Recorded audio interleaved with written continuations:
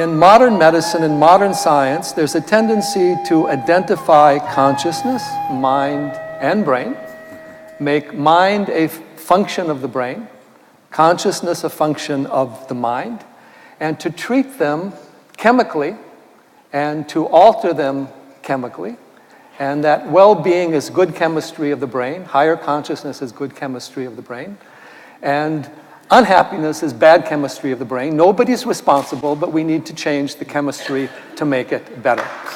Now, in the yogic thought, brain, mind, and consciousness are three different things, but they're related at a certain level. So my question to Sadhguruji is the nature of brain, mind, and consciousness, how we can use the brain and mind in the proper way without getting stuck in them, and a model of healing that is based on more consciousness than brain chemistry. In the yogic sciences, there is no such thing as brain. Brain is just body. Like there is a heart, like there's a liver, there is a brain, it's just body. I think this overly exaggerated sense of what is brain is coming because, as I mentioned it in the morning hour here, our education systems have become purely intellectual. We think intellect is everything. Let me… I will try to say it in a very brief way. When you say something very complex in a brief way, there will be holes in it. Please pick the holes if you find them, otherwise I'm okay. In the yogic system, we are looking at the human mind as 16 parts. These 16 parts are in 4 categories. The first one is Buddhi. Buddhi means the intellect. Intellect, I'm asking you, do you want your intellect sharp or blunt? All of you must choose, I'm going to bless you. You want it sharp. So intellect is essentially like a knife. You use a knife to cut things open. This is the nature of the intellect. Whatever you give it, it will dissect. The entire modern science is coming out of human intellect. So everything is by dissection. If you give this flower to the scientist, they will rip it open and see. If you rip it open and see, yes, of course, there are many facts you will know about the flower, only thing is you won't have the flower after that.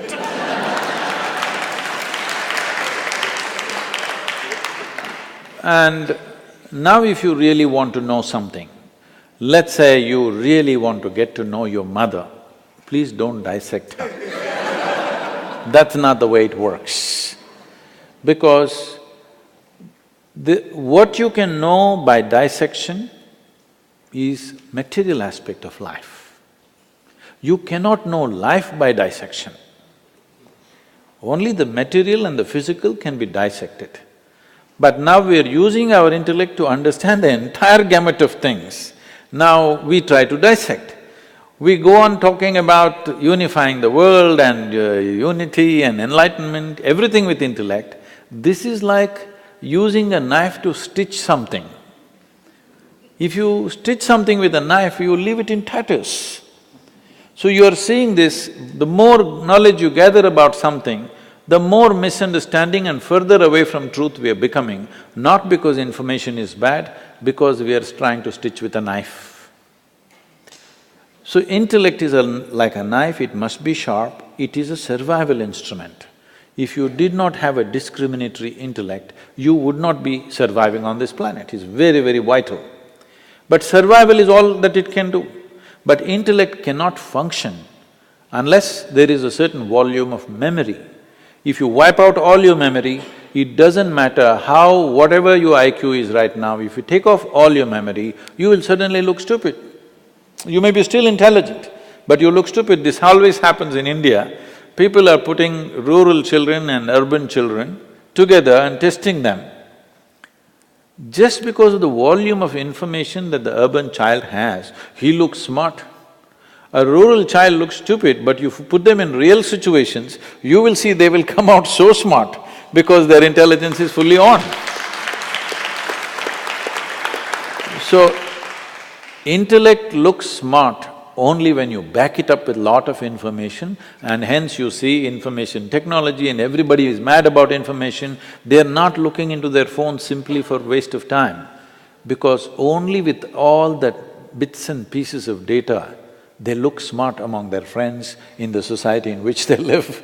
It's only with data they can look smart. Without data, they can't do one thing smart. I'll just tell you an example. We have two different types of schools. One is a modern kind of school where 30% of the children coming from United States in India, and another is a completely traditional school where we teach them only yoga, classical dance, classical music, Kalaripaitu, the mother of all martial arts, Sanskrit language and English language. They don't go through any academics as such. This was a few years ago. Little ones, they all run to the place to hand wash. Hand wash is at this height. Many of these 6, 7-year-olds can't reach. So all this… those who are going through modern education, they will go and stand there in a very civilized way, wait for a teacher or somebody to come and put a bench. They will climb on the bench and then wash. These other kids ran there, the older ones bend down, the younger ones climb on top of them, wash and run away.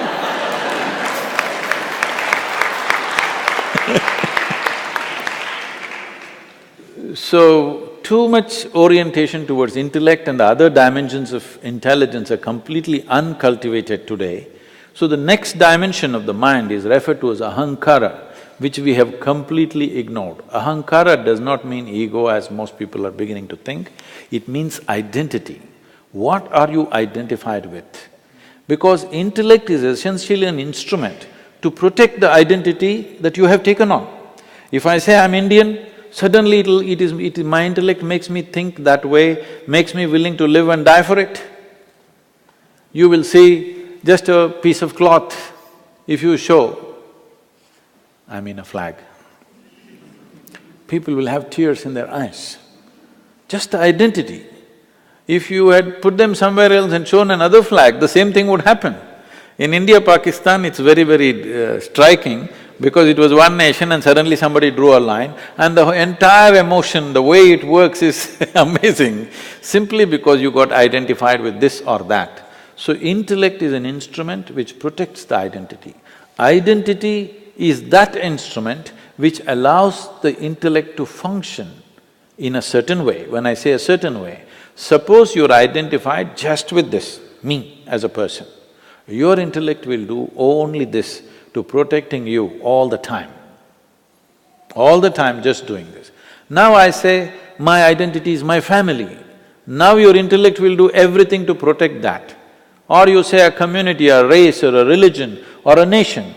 In the name of race, religion, nation, how many things we have done which are utterly idiotic and inhuman, but we do it with great pride because we are identified, because this is the nature. If we have to continue that analogy, if intellect is the knife, the hand that holds it is the identity. You tell me, in handling a knife is important that it must be sharp, but whether it becomes destructive or productive is determined by the hand that holds it, isn't it?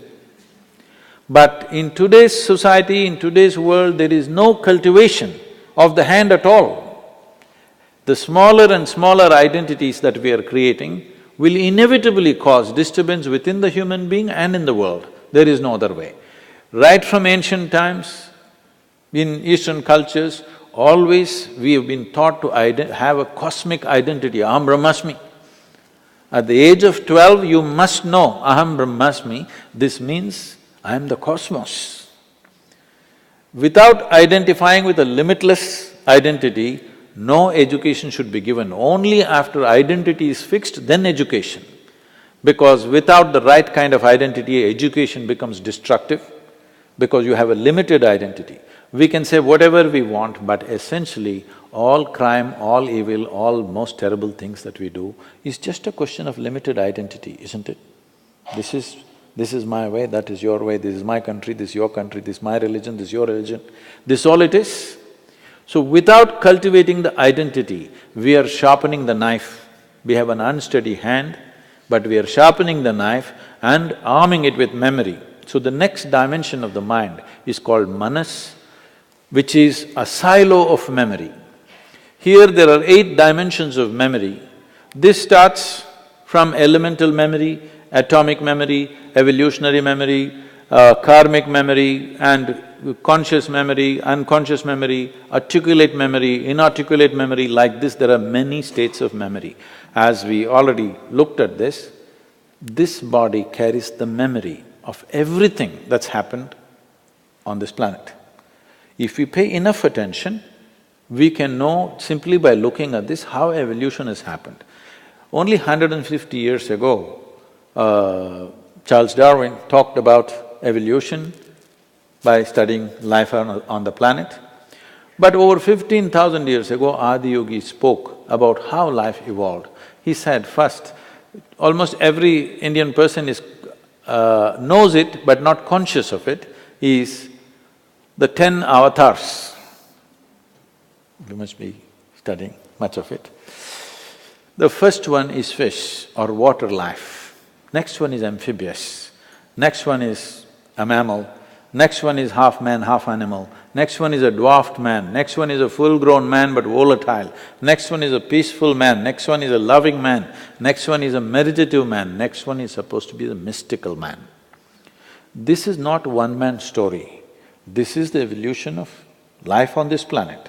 So 15,000 years ago, somebody spoke about this by not looking into the microscope, but looking inward, because the entire evolutionary story is written here. So the yogic system is focused on this as to how to activate different dimensions of memory, because without that, with limited amount of memory, you are bound to act in immature ways. So if your intellect becomes super capable, then it's very, very important your identity is cosmic, limitless identity, and your memory is evolved, that all dimensions of memory are active. These 3 function in a certain way, some people have evolved it in certain ways, but largely it is happening in a very skewed way, too much of intellect and other things are very minimalistic. The 4th dimension of intelligence is referred to as Chitta. This is a dimension of intelligence which is unsullied by memory. See, we must understand this. We are who we are only because of the memory that we carry. From the color of our skin to what we identify with, what we are, whether we are male or female or everything is a question of memory. It is the memory stored in this which is deciding all these aspects. Whether I am a human being or some other creature is also a question of memory. Memory is a tremendous possibility, but memory is also a limitation and a boundary. What is you and what is me is right now, the boundary of this is just memory. What I remember in my system and what you remember in your system is the boundary. So memory is also a boundary. Memory is the basis of all forms that have happened. There is a certain memory which creates patterns, which patterns in turn create physical forms. The way we are, the kind of form that we have taken is essentially out of the basic memory that is there. Never it got confused in the sense, suppose you and a cow every day start eating mangoes. Never it happens that one day by accident or by lapse of memory, the cow became human or you became a cow. Both of you eat the same food every day, but it will not happen because the memory is so strongly instilled at various levels. We are recognizing 8 different dimensions of memory. But Chitta has no memory. No memory means no boundary, an intelligence beyond bounds. In the yogic culture, there is a mischievous way of expressing this. We say, if you touch your Chitta, God will become your slave, because your intelligence becomes boundless, everything becomes within access. So, it is very important because this is the first time, we must understand this. This is the first time where our survival process is as organized as it is today. This is the first time that human beings have so much time to look at things, otherwise just putting the food together would take 24 hours. Once again, in affluent societies, we are going back to the same thing. As you said, in Montana, somebody has to work 3 jobs when so much land is there. Why do you need to do a job to make your food? No, because you want to buy it in Walmart. I'm saying we've just kind of twisted the entire thing. For the first time, our survival… For example, today you go into your superstore, what you need for next 1 year, you can buy, bring it home and not step out of your house for the next 1 year. It's possible, never before it was possible. Today morning's water, if you have to get, means you have to walk down to the river or the pond or something. For the first time, our survival process is so enormously organized, this is the time for humanity. This is the time for humanity to explore deeper dimensions of life.